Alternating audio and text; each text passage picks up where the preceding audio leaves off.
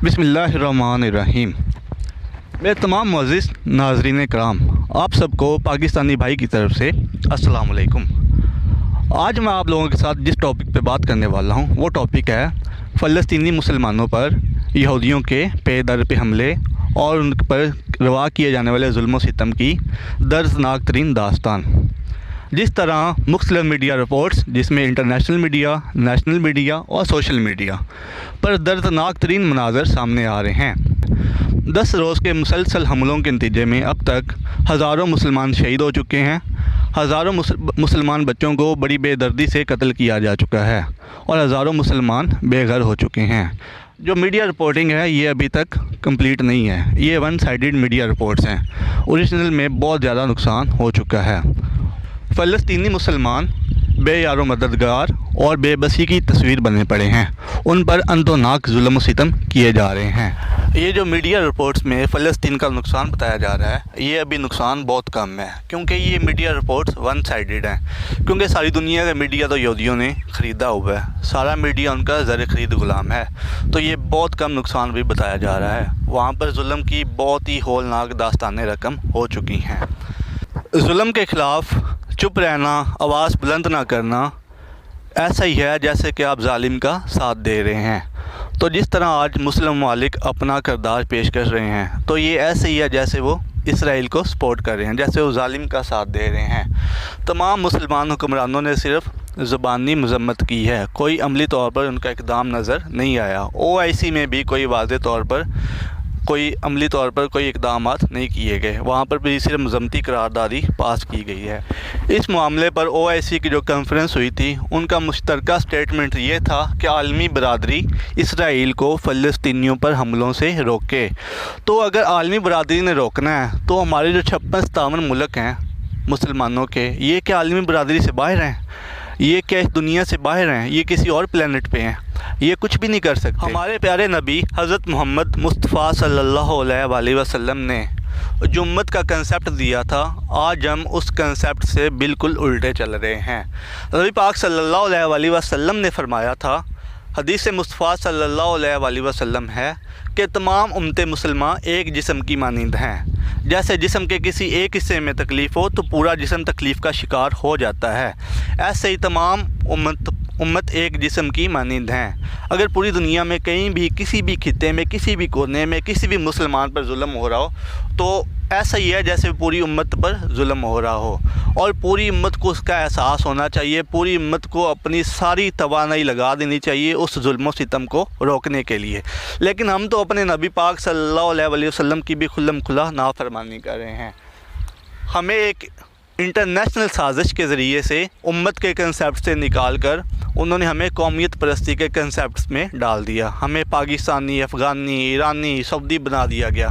तो ये एक साजिश ही थी। हम उम्मत के कंसेप्ट से टोटली निकल चुके हैं। आज हम मटीरियलिज़म को फ़रोग़ दे रहे हैं, हमारी अप्रोचेस मटीरियलिस्टिक हैं। ये 1943 की बात है, जब हिटलर ने 60 लाख यहूदियों को कत्ल कर दिया था और बाकी जो बचे खुचे यहूदी थे उनको समुद्री बेड़े में डालकर पनाह गज़ीनों के तौर पर बेच दिया गया था। तो वो कनाडा गए, क्यूबा गए और दीगर ममालिक में गए, लेकिन उनको किसी ने भी एक्सेप्ट नहीं किया, उनको वापस भेज दिया गया। फिर उन्होंने क्या किया, उन्होंने अपने बहरी बेड़ों पर ये वर्ड्स लिखे, the Germans destroyed our homes and our families, please you do not destroy our hopes. मतलब क्या कि जर्मनों ने हमारे घर, हमारी ख़ानदानों को तबाह व बर्बाद करके रख दिया है, प्लीज़ आप हमारी उम्मीदों को मत तोड़िएगा। तो फ़लस्तीनियों ने जज्बा इंसानियत के तहत इसराइलियों को अपने मुल्क में पनाह दी। तो उस पनाह का बदला आज उनको इस सूरत में दिया जा रहा है कि उनके ऊपर मुसलसल जुल्म व सितम के पहाड़ तोड़े जा रहे हैं।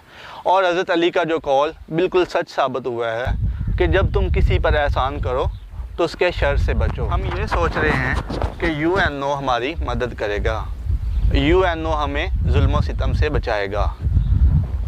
आपकी ये सोच बिल्कुल गलत है, क्योंकि अल्लाह ताला ने कुरान पाक में वाज़े तौर पर फरमा दिया है कि यहूद व नसारा तुम्हारे कभी भी दोस्त नहीं हो सकते। तो जब भी UNO मदद करने की कोशिश करेगा, امریکہ اس کو ویٹو کر دے گا۔ پہلی بات تو یہ وہ مدد نہیں کریں گے، کیونکہ وہ مدد صرف غیر مسلم کی کرتے ہیں، مسلم کی کبھی بھی وہ مدد نہیں کرتے۔ اگر وہ مدد کرتے ہوتے تو مسئلہ فلسطین، مسئلہ کشمیر کب کا حل ہو چکا ہوتا، اور پوری دنیا پر مسلمانوں پر جو ظلم و ستم کے پہاڑ توڑے جا رہے ہیں، تو یہ ایسا کبھی بھی نہ ہوتا اگر UN فنکشنل ہوتا، وہ مسلمانوں کے فیور میں کام کرتا ہوتا۔ UN صرف ہے ہی غیر مسلموں کے لیے، وہ UN صرف ہے ہی غیر مسلمانوں کے لیے۔ اس میں جو ویٹو پاورز ہیں وہ ساری نان بلیورز کے پاس ہیں، کسی بھی مسلمان کے پاس ویٹو پاور نہیں ہے۔ تو جب بھی آپ کا کبھی کوئی UN سے فائدہ ہونے والا ہوگا، کوئی نہ کوئی نان مسلم کنٹری اس کو ویٹو کر دے گا۔ تو آپ جب اللہ تعالیٰ نے واضح فرما دیا ہے کہ یہود و نصارہ تمہارے کبھی دوست نہیں ہو سکتے، تو آپ کس طرح یہود و نصارہ کی طرف بھاگ رہے ہیں؟ آپ کس طرح ان کو کاپی کر رہے ہیں؟ آپ کس طرح ان کو اپنا آئیڈیل تسلیم کر رہے ہیں؟ جبکہ وہ تو آپ کا برا چاہتے ہیں، وہ تو آپ کا بھلا کبھی چاہ ہی نہیں سکتے۔ یہ ایک نیچرل اصول ہے۔ یہ جو آج ہم اپنا اتنا پیسیو اور لوز کردار پیش کر رہے ہیں، یہ کردار ہمیں تباہی کے دانے کی طرف لے کے جا رہا ہے۔ آپ دیکھ لیں مسلمانوں کی حالت آج بہت زیادہ خراب ہے۔ مسلمان مالی طور پر، مسلمان مینٹلی طور پر، مسلمان اسپرچولی طور پر، مسلمان کریکٹر کے لحاظ سے تباہ و برباد ہو چکے ہیں۔ مسلمان ممالک تعلیم کے میدان میں بھی پیچھے ہیں، سائنس کے میدان میں بھی پیچھے ہیں، مسلمان ممالک ہر لحاظ سے پیچھے جا رہے ہیں۔ مسلمان ممالک عیش و عشرت کی زندگی میں ڈوبے ہوئے ہیں، سستی کاہلی ان کا مقدر بن چکی ہے۔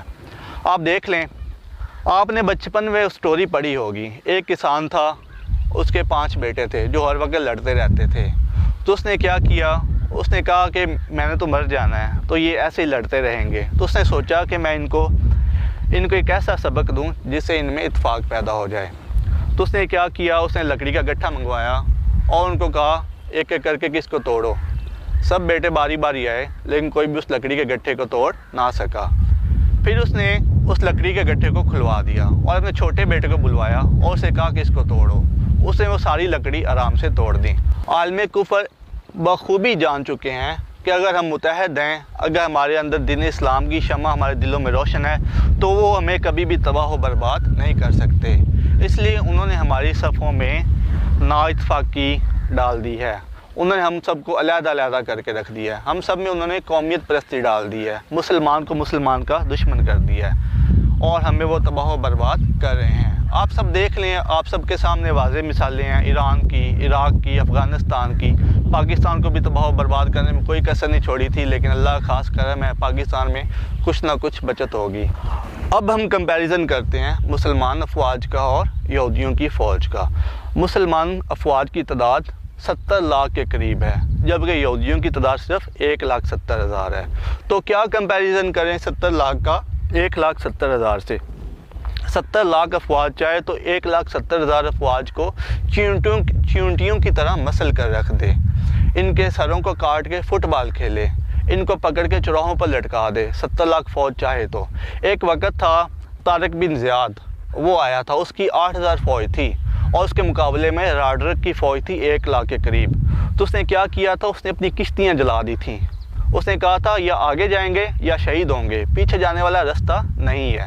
تو 8,000 فوج 1 لاکھ فوج سے مقابلہ کر رہی ہے، اور 8,000 فوج نے اسی 1 لاکھ فوج کو نیست و نابود کر کے رکھ دیا تھا، اور ان غیر مسلموں کے غرور کو خاک میں ملا دیا تھا۔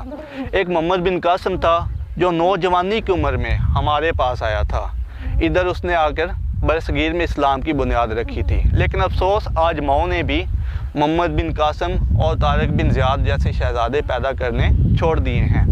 میں اکثر حیران ہو جاتا ہوں، میں سوچ میں ڈوب جاتا ہوں کہ کبھی بھی کسی بھی ملک نے فرانس پر حملے کرنے کی بات نہیں کی، کبھی کسی ملک نے امریکہ پر، رشیا پر، دوسرے یورپین کنٹریز پر حملہ کرنے کی بات نہیں کی۔ جب بھی بات ہوتی حملے کی، جب بھی دھمکی دی جاتی، کسی نہ کسی مسلمان ملک کو دھمکی دی جاتی ہے۔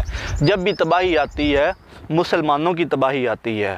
جب بھی بربادی آتی ہے، مسلمانوں کی بربادی آتی ہے۔ مسلمان پوری دنیا میں تباہ و برباد ہو رہے ہیں، جہاں بھی ظلم ہو رہا ہے مسلمانوں پر ہو رہا ہے، اور اس کے خلاف کوئی آواز نہیں اٹھاتا۔ کیونکہ مسلمان کے لیے آواز نہیں اٹھاتا، مسلمان ملک کو مسلمان ملک کا احساس نہیں ہے۔ تو ہمارے جو اعمال ہیں یہ ہمیں بربادی کی طرف لے جائیں گے۔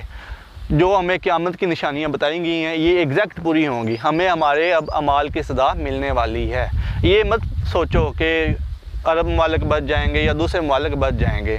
جو قیامت کی نشانیاں بتائی گئی ہیں ہمارے بالکل سیم ٹو سیم اعمال ہیں.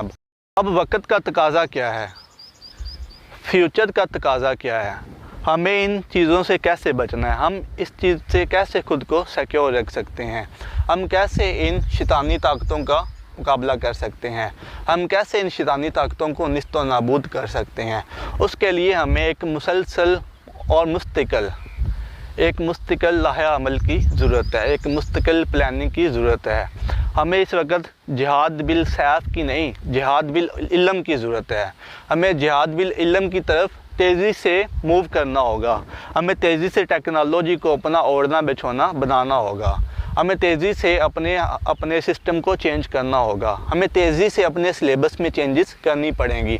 ہمارا جو سلیبس ڈیزائنڈ کیا ہوا ہے یہ انگریز کا ڈیزائنڈ کیا ہوا ہے. انہوں نے یہ ڈیزائن کیا تھا ایک غلام قوم کے لیے, اور ہم ابھی بھی غلامی میں جی رہے ہیں. انگریز تو چلے گئے لیکن انہوں نے ہم کو مینٹلی سلیو بنا لیا ہے. ہم مینٹلی سلیوز ہیں ابھی بھی, ہم ابھی بھی ان کی غلامی سے نہیں نکلے. ہمارا جو سلیبس ہے یہ ہمارا سلیبس نہیں ہے, یہ ان کا ڈیزائنڈ کیا ہوا سلیبس ہے, اور ہم اسی پیٹرن کو لے کے چل رہے ہیں. اس لیے ہم کبھی بھی آگے نہیں بڑھ سکتے. ہمیں ایک سوچ کی ضرورت ہے, ہمیں ایک اویئرنیس کی ضرورت ہے, اچھے لوگوں کی ضرورت ہے جو ہمارے سلیبس میں چینجز کر سکیں اور ہمیں ٹیکنالوجی سے ریلیٹ کر سکیں, تاکہ ہم کل کو ان سامراجی قوتوں کو منہ توڑ جواب دے سکیں. ہمیں تیزی سے ٹیکنالوجی کی طرف موو کرنا پڑے گا. ہمارے پاس تو ایک بہت اچھا آپشن ہے جو ہمارا بہت اچھا دوست ہے چائنا. ہم چائنا کی ٹیکنالوجی سے پوری طرح سے استفادہ کر سکتے ہیں, لیکن اس کے لیے گورنمنٹ لیول پر کچھ اچھے لوگوں کی ضرورت ہے جو کہ جن کو پتہ ہو, جو اصلی تقاضوں کو جانتے ہوں, جو فیوچر کے تقاضوں کو جانتے ہوں, اور اس حوالے سے چینجز کر کے پاکستانی قوم کی, پاکستانی یوتھ کی ڈائریکشن چینج کریں. تمام امت مسلمان کو اکٹھا ہونا پڑے گا اور اپنے مقاصد کا تعین کرنا پڑے گا, اور ان ظلم و ستم کے بازار کو ہمیشہ کے لیے بند کرنے کے لیے عملی اقدامات کرنے ہوں گے. اور جاتے ہوئے آپ سب سے ایک بات کہنا چاہوں گا, یہ آج میری پہلی ویڈیو تھی, تو اگر آپ لوگوں کو پسند آئے تو پلیز میری ویڈیو کو لائک کر دیں, میرے چینل کو سبسکرائب کر دیں, اور ایک اچھا سا کمنٹ کر دیں. اس سے کیا ہوگی, میری حوصلہ افزائی ہوگی اور میں آگے بھی اس طرح کی ویڈیو بناتا رہوں گا.